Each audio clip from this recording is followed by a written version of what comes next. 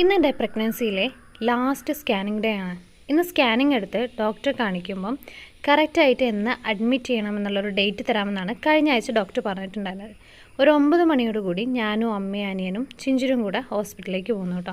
കഴിഞ്ഞ ആഴ്ച കാണിച്ചു പോകുമ്പം സ്കാനിങ്ങിന് ബുക്ക് ചെയ്യണമെന്ന് ചോദിച്ചപ്പോൾ സിസ്റ്റർ പറഞ്ഞത് വലിയ തിരക്കൊന്നും ഉണ്ടാവില്ല, ബുക്ക് ചെയ്യേണ്ട ആവശ്യമില്ല എന്നാണ്. ഒരു 9:15 തന്നെ നമ്മൾ സ്കാനിങ് സെൻറ്ററിലെത്തി. ഡോക്യുമെൻറ്റ്സൊക്കെ സിസ്റ്ററിൻ്റെ കയ്യിൽ കൊടുത്തിട്ടുണ്ടായിരുന്നു കേട്ടോ. അപ്പോൾ ഒരു ഫോം ഫില്ല് ചെയ്യാൻ തന്നു. ആ ഫോം ഫില്ല് ചെയ്തിട്ട് അവിടെ വെയിറ്റ് ചെയ്തോളാൻ പറഞ്ഞു. വിളിക്കുമ്പോൾ അതേക്ക് വന്നാൽ മതി. ഈ ഒരു ഫോമും അതുപോലെ തന്നെ ഇതിന് മുന്നേ എടുത്തിട്ടുള്ള സ്കാനിങ് റിപ്പോർട്ടും ഒരുമിച്ച് ഡോക്ടറെ കാണിച്ചു കൊടുക്കണമെന്നും പറഞ്ഞിട്ടുണ്ടായിരുന്നു. സ്കാനിങ്ങിന് വെയിറ്റ് ചെയ്യുന്നതിനിടയിൽ ഞാൻ ചിഞ്ചുറിന് അവിടെ നിന്നൊരു ബാലഭൂമി വാങ്ങിക്കൊടുത്തിട്ടുണ്ടായിരുന്നു കേട്ടോ. എന്തെങ്കിലും ഇങ്ങനെ വായിച്ചിരുന്നോട്ടെ എന്ന് വിചാരിച്ച് വാങ്ങിക്കൊടുത്താണ്. പക്ഷേ ആൾ ചിത്രം നോക്കി കഥ മനസ്സിലാക്കി. വായിച്ചിട്ടില്ല കേട്ടോ, വായിക്കാൻ ഭയങ്കര മടിയാണ്. അങ്ങനെ സ്കാനിങ് ഒക്കെ എടുത്തു, ഡോക്ടറെയും കാണിച്ചു. അതായത് ഞങ്ങളൊരു കാപ്പിയൊക്കെ കുടിച്ച് അനിയനെ വെയിറ്റ് ചെയ്യണം. അവന് ഏകദേശം ഒരു മണിക്കൂറൊക്കെ കഴിയും വരണമെങ്കിൽ എന്ന് പറഞ്ഞു കേട്ടോ. അങ്ങനെ ഓട്ടോറിക്ഷയിലൊന്നും പോകാത്തതുകൊണ്ട് എനിക്കങ്ങനെ പോകാൻ അത്ര ധൈര്യവും ഇല്ല കേട്ടോ. കാരണം അടിവയറ് ഭയങ്കര പെയിൻ ആയതുകൊണ്ട് ഓട്ടോറിക്ഷയിലൊക്കെ പോകുമ്പോൾ ഭയങ്കര ഇളക്കമല്ലേ. അപ്പോൾ അവൻ വന്ന് കൂട്ടിക്കൊണ്ടാകും. 1 മണിക്കൂർ നീ അവിടെ വെയിറ്റ് ചെയ്യുമെന്ന് പറഞ്ഞു. അങ്ങനെ ഞങ്ങൾ പിന്നെ അവിടെ ഹോസ്പിറ്റലിൻ്റെ ഈ ഒരു ഭാഗത്ത് നല്ല കാറ്റാട്ടോ. ആ ഭാഗത്ത് വന്നിരുന്നു കേട്ടോ. കുറച്ച് കഴിയുമ്പോൾ വരാനാവുമ്പോഴത്തേക്കും താഴത്തേക്ക് ഇറങ്ങിയാൽ മതിയല്ലോ എന്ന് ചോദിച്ചാൽ അവിടെ ഇരുന്നു. അങ്ങനെ ഞങ്ങൾ ഓരോ കഥകളൊക്കെ പറഞ്ഞു, ഡേറ്റൊക്കെ പറഞ്ഞതും ഇനി എന്തെങ്കിലും വാങ്ങാനുണ്ടോ അങ്ങനെയുള്ള കാര്യങ്ങളൊക്കെ സംസാരിച്ച് അങ്ങനെ ഇരുന്നു കേട്ടോ. ഏകദേശം അവന് ഹോസ്പിറ്റലിൻ്റെ അവിടെ എത്താനായപ്പോഴത്തേക്കും ഞങ്ങൾ താഴത്തേക്ക് ഇറങ്ങിയിട്ടുണ്ടായിരുന്നു കേട്ടോ. അവിടുത്തെ ഗാർഡനിലല്ലേ സ്റ്റാർ പുളി ഇങ്ങനെ പഴുത്ത് കിടക്കുന്നുണ്ടായിരുന്നു. അപ്പോൾ ഞാൻ സെക്യൂരിറ്റി ചേട്ടനോട് ചോദിച്ചു പറിച്ചോട്ടെ എന്ന് പറഞ്ഞപ്പോൾ ഞാൻ പറഞ്ഞു ഓ പറിച്ചോളാൻ പറഞ്ഞു. താഴെ ഭാഗത്തൊക്കെ ആരോ പറിച്ചു പോയിട്ടുണ്ട്, കുറച്ച് മുകളിലാണ് കേട്ടുള്ളത്. ഞാൻ എങ്ങനെയോ പറിച്ചു 2 എണ്ണം പറിച്ചെടുത്തു. എനിക്ക് ഭയങ്കര ഇഷ്ടമാണ് കേട്ടോ. നല്ലൊരു പുളിയും മധുരമൊക്കെ ആയിട്ട് കുറച്ച് ഉപ്പും കൂടെ കൂട്ടി മുളകൊക്കെ കൂടെ കൂട്ടി തിന്നാൻ അടിപൊളിയാണ് കേട്ടോ. അങ്ങനെ അവനിതാ എത്തി, ഞങ്ങളതാ കൂട്ടി പോരുകയാണ്. തിരിച്ചു പോരുന്ന വഴി അവന് പെറ്റ് ഷോപ്പിലൊന്ന് കയറണമെന്ന് പറഞ്ഞിട്ടുണ്ട്. അത് 2 പൂച്ചക്കുട്ടിയെണ്ണം വാങ്ങിയിട്ടുണ്ട് കേട്ടോ. നമ്മളെ വീട്ടിലാണ് കൊണ്ടിട്ടത്. അപ്പം അഡ്മിറ്റ് ആവാൻ പോകുന്നതിന് മുന്നേ തന്നെ അവൻ വീട്ടിലേക്ക് കൊണ്ടുപോകും. അപ്പോൾ അതിനുള്ള കൂടും കാര്യങ്ങളൊക്കെ വാങ്ങാൻ വേണ്ടി വന്നതാണ് കേട്ടോ. ചിഞ്ചുരു വന്ന പടം തന്നെ ഈ കോഴിക്കുട്ടികളെ പുറകെയാണ്. ഭയങ്കര ഇഷ്ടമായിരുന്നു. നമുക്കും പണ്ട് അങ്ങനെ തന്നെയായിരുന്നു അല്ലേ. അന്ന് എനിക്ക് തോന്നുന്നു 5 രൂപ 2 രൂപ അങ്ങനെ എന്തോ ഉണ്ടായിരുന്നുള്ളൂ എന്ന് തോന്നുന്നു. ഇപ്പോൾ 15 രൂപയോ 20 രൂപയോ അങ്ങനെ എന്തോ ആണ് കേട്ടോ.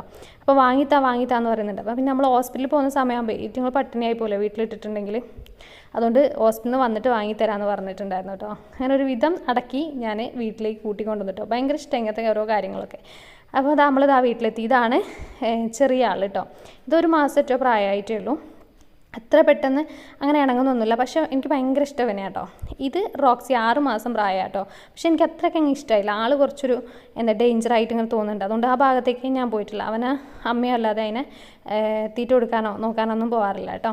മറ്റേത് പിന്നെ ഞങ്ങളപ്പോൾ ഇങ്ങനെ നടക്കും. പിന്നെ ചിഞ്ചുരിന് മാന്തോന്നുള്ളൊരു പേടിയൊക്കെ ഉണ്ടായതുകൊണ്ട് ഇഞ്ചക്ഷനൊക്കെ വെച്ച് കൊണ്ടുവന്നതാണ് കേട്ടോ. അങ്ങനെ നമ്മൾ സ്കാനിങ് ഒക്കെ എടുത്ത് ഡോക്ടറെയൊക്കെ കാണിച്ച് തിരിച്ച് വീട്ടിലെത്തി ഭക്ഷണമൊക്കെ കഴിച്ച് കുറച്ച് നേരം റെസ്റ്റ് എടുത്തതിന് ശേഷമാണ് കേട്ടോ പിന്നെ ഈ ഒരു വീഡിയോ സ്റ്റാർട്ട് ചെയ്യുന്നത്. ഒരുപാട് പേര് കമന്റ്സിൽ ചോദിക്കുന്നുണ്ടായിരുന്നു എന്നാണ് ഡെലിവറി ഡേറ്റ്, എത്രാമത്തെ വീക്സിലാണ് ലാസ്റ്റ് സ്കാനിങ് എടുത്തത്, ലാസ്റ്റ് സ്കാനിങ് എടുക്കുമ്പോഴുള്ള ബേബീൻ്റെ വെയിറ്റ് എത്രയാണ് തുടങ്ങിയിട്ടുള്ള സംശയങ്ങളൊക്കെ ഉണ്ടായിരുന്നു കേട്ടോ. അപ്പോൾ നമ്മൾ ഇന്ന് സ്കാനിങ് എടുത്തു, ഡോക്ടറെ കാണിച്ചു, ഡോക്ടർ എന്നാ ഡേറ്റ് എന്നൊക്കെ നമുക്ക് പറയാം കേട്ടോ.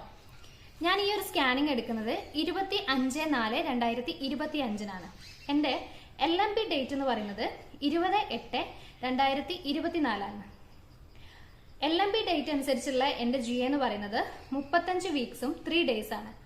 ആ LMP GA അനുസരിച്ചുള്ള എസ്റ്റിമേറ്റഡ് ഡെലിവറി ഡേറ്റ് 27/5/2025 കേട്ടോ. GA അൾട്രാസൗണ്ട് അനുസരിച്ച് 36 ആഴ്ചയും 3 ദിവസം ആയിട്ടുണ്ട്. അതനുസരിച്ച് വരുന്ന EDD എന്ന് പറയുന്നത് 20/5/2025 പിന്നെ ബേബീൻ്റെ പ്രസന്റേഷൻ വന്നിട്ട് സെഫാലിക് പ്രസന്റേഷൻ ആണ്. ഇതിന് മുന്നേ ഞാൻ അഡ്മിറ്റ് ആയില്ല. അന്നൊരു എമർജൻസി സ്കാനിങ് എടുത്തിട്ടുണ്ടായിരുന്നു. ആ സ്കാനിങ്ങിൽ ബ്രീച്ച് പൊസിഷൻ ആയിരുന്നു കേട്ടോ വാവ ഉണ്ടായിരുന്നത്. ഇപ്പോൾ അത് സെഫാലിക് പ്രസന്റേഷനിലേക്ക് മാറി. പിന്നെ എല്ലാവരും ചോദിച്ചിട്ടുണ്ടായിരുന്നത് എസ്റ്റിമേറ്റഡ് ഫെറ്റൽ വെയിറ്റ് ആണ്. അത് ഇതിൽ കാണിക്കുന്നത് 2845 gram plus or minus 426 gram ആണ്. അതായത് അതിൽ കുറേ കൂടുകയോ ഒക്കെ ചെയ്യാം കേട്ടോ. അത് എസ്റ്റിമേറ്റഡ് ഫെറ്റൽ വെയിറ്റ് മാത്രമാണ്. അപ്പം ഈ ഒരു സ്കാനിങ് റിപ്പോർട്ട് അനുസരിച്ച് ഡോക്ടർ നമുക്ക് തന്നിട്ടുള്ള ഡേറ്റ് എന്ന് പറയുന്നത് May 7th അഡ്മിറ്റ് ആവുക, May 8th നമുക്ക് സിസേറിയൻ ചെയ്യാം എന്നാണ് പറഞ്ഞിട്ടുള്ളത്. ഈ ഒരു ഡേറ്റിൽ എന്തെങ്കിലും മാറ്റങ്ങളോ എന്തെങ്കിലും ഉണ്ടെങ്കിൽ ഈ ആഴ്ച നമുക്ക് 3-ാം തീയതി കാണിക്കാനുണ്ട്.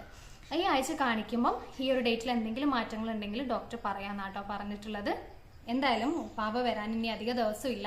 ഹാപ്പിയാണെന്ന് വെച്ചാൽ ഒരുപാട് ഹാപ്പിയാണ്. പക്ഷേ ടെൻഷൻ ഉണ്ടോയെന്ന് വെച്ചാൽ നല്ല ടെൻഷൻ ഉണ്ട് കേട്ടോ. കാരണം C-സെക്ഷൻ എന്താണെന്നുള്ളത് ഞാൻ അറിഞ്ഞിട്ടുള്ളതാണ്. എല്ലാവരും പറയും വേദന ഇല്ലാതെ കഴിഞ്ഞില്ലേ എന്ന് ചോദിക്കും. ഫസ്റ്റത്തെ ഡെലിവറി എന്ന് പറയുന്നത് എൻ്റെ എന്താ പറയുക ഒരു ഡെലിവറിൻ്റെ ഫുൾ പെയിൻ അനുഭവിച്ചതിന് ശേഷമാണ് സി സെക്ഷൻ ചെയ്യുന്നത്. പക്ഷെ ഇപ്പം നമുക്ക് നേരത്തെ ഡേറ്റ് കിട്ടി നമ്മൾ ചെയ്യുന്നത് കൊണ്ട് ക്ഷീണം കാര്യങ്ങളൊക്കെ കുറവായിരിക്കും. അനസ്തേഷ്യ ചെയ്യുമ്പോൾ നമ്മൾ വേദന അറിയില്ല. എന്നാലും ആ അനസ്തേഷ്യൻ്റെ ഒരു ഹാങ് ഓവർ വിട്ട് കഴിഞ്ഞിട്ട് ഉള്ളൊരു പെയിൻ സ്റ്റാർട്ട് ചെയ്യുന്നൊരു സമയമുണ്ട്. അതുപോലെ നമുക്ക് കട്ടുമ്പോൾ എണീക്കാൻ പോലും പോയിട്ടൊന്നിങ്ങനെ തുമ്മാൻ പോലും പറ്റാതെ ഒന്ന് നിവർന്ന് നിൽക്കാൻ പറ്റാത്തൊരവസ്ഥയുണ്ട് പെയിനും കൊണ്ട്. അയ്യോ, അത് ആലോചിക്കുമ്പോൾ തന്നെ ഇപ്പം തന്നെ ഇങ്ങനെ തല കറങ്ങുന്നുണ്ട്. ഇങ്ങനെ നല്ലൊരു ധൈര്യം ദൈവം തരട്ടെ എന്നാട്ടോ ഞാൻ പ്രാർത്ഥിക്കുന്നത്. കാരണം എനിക്ക് ദിവസം അടുക്കും തോറും ഇങ്ങനെ ഒരു ടെൻഷൻ ഉള്ളിലുണ്ട്. ആളെ കാണാനുള്ള എക്സൈറ്റ്മെൻറ്റ് ഉണ്ടെങ്കിലും ഒരു ടെൻഷൻ കുറച്ച് കൂടുതലായിട്ട് വരുന്നുണ്ടോ എന്ന് എനിക്ക് തോന്നുന്നുണ്ട് കേട്ടോ. ഞാൻ അമ്മേനോട് ഏട്ടനോട് പറയുമ്പോൾ നീ എന്തിനാ പേടിക്കുന്ന, സാരല്ല, എന്തായാലും വാവ വരാനായില്ല, ഇത്ര എത്തിയില്ല എന്നൊക്കെ ചോദിക്കുന്നുണ്ട്. അപ്പം ഞാൻ ഓക്കെയാണ്. പക്ഷെ നമ്മളുള്ളിലൊരു പേടിയില്ലാതിരിക്കൂലല്ലോ. ഇതിനിടയിൽ എന്തെങ്കിലും കാര്യങ്ങളുണ്ടെങ്കിൽ, അതായത് ഡെലിവറി നടക്കുകയോ അങ്ങനെ എന്തെങ്കിലും ഉണ്ടെങ്കിൽ അപ്പം തന്നെ അപ്ഡേറ്റ് ചെയ്യുക കേട്ടോ. അല്ലെങ്കിൽ ഞാൻ ശനിയാഴ്ച പോയി വന്നതിന് ശേഷം കറക്റ്റ് ഡേറ്റ് ഷോർട്സ് ആക്കിയിട്ടെങ്കിലും ഇടാം കേട്ടോ. പിന്നെ ഇനിയൊരു വീഡിയോ വരാനുള്ളത് ഹോസ്പിറ്റൽ ബാഗിനെ കുറിച്ചാണ്. അത് ഏകദേശം ഞാൻ എഡിറ്റ് ചെയ്ത് വെച്ചിട്ടുണ്ട്. അത് ഹോസ്പിറ്റലിൽ പോകുന്നതിന് മുന്നേ ആയിട്ട് എന്തായാലും അപ്ലോഡ് ചെയ്യുന്നുണ്ട്. അപ്പം ഇത്രയേ ഉള്ളൂ ഇന്നത്തെ ഒരു വീഡിയോ. അപ്പം നമുക്ക് അടുത്ത വീഡിയോയിൽ കാണാം.